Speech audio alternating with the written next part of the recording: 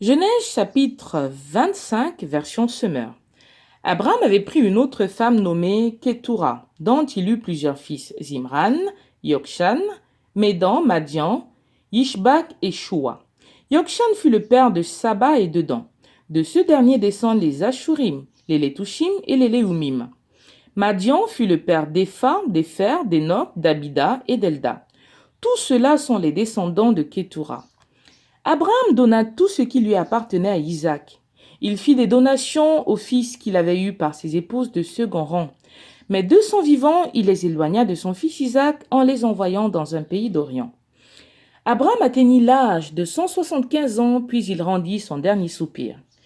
Il mourut au terme d'une heureuse vieillesse, âgé et comblé, et rejoignit ses ancêtres.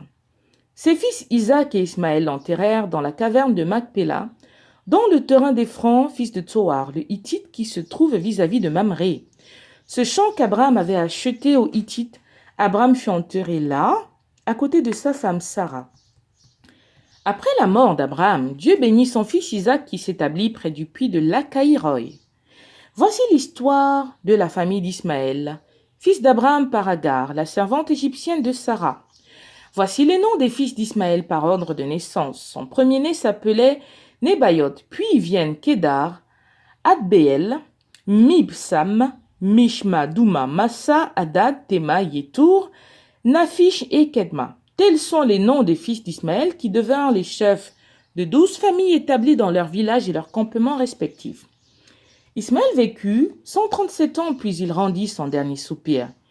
Il mourut et rejoignit ses ancêtres. Ses descendants se sont établis de Havila jusqu'à Chour, aux confins de l'Égypte, en direction d'Achour. Il vivait en hostilité avec tous ses semblables.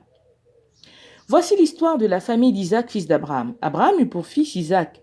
Celui-ci avait 40 ans quand il épousa Rebecca, fille de Bethuel l'araméen de Padan-Aram, et sœur de Laban l'araméen.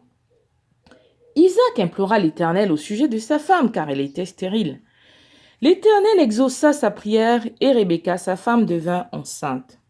Des jumeaux se heurtaient dans son ventre, et elle s'écria, « Qu'est-ce qui m'arrive ?» Elle alla consulter l'Éternel qui lui répondit, « Il y a 2 nations dans ton ventre, 2 peuples différents naîtront de toi.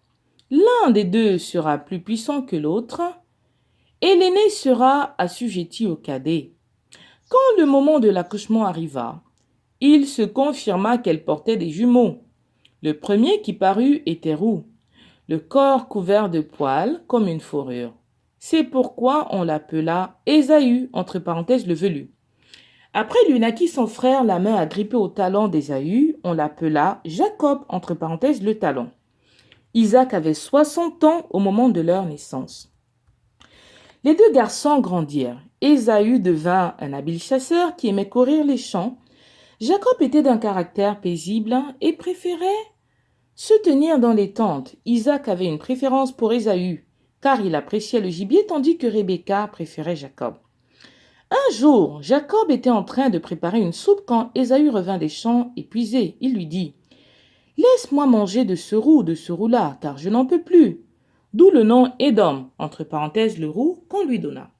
Mais Jacob lui dit, « Alors, vends-moi aujourd'hui même ton droit de fils aîné. » Ésaü répondit, « Je vais mourir de faim. Que m'importe mon droit d'aînesse ?» Jacob insista, « Promets-le-moi tout de suite par serment. » Ésaü lui prêta serment et lui vendit ainsi son droit d'aînesse. Là-dessus, Jacob lui servit du pain et de la soupe de lentilles. Ésaü mangea et but, puis se leva et s'en alla. C'est ainsi qu'Ésaü méprisa son droit d'aînesse.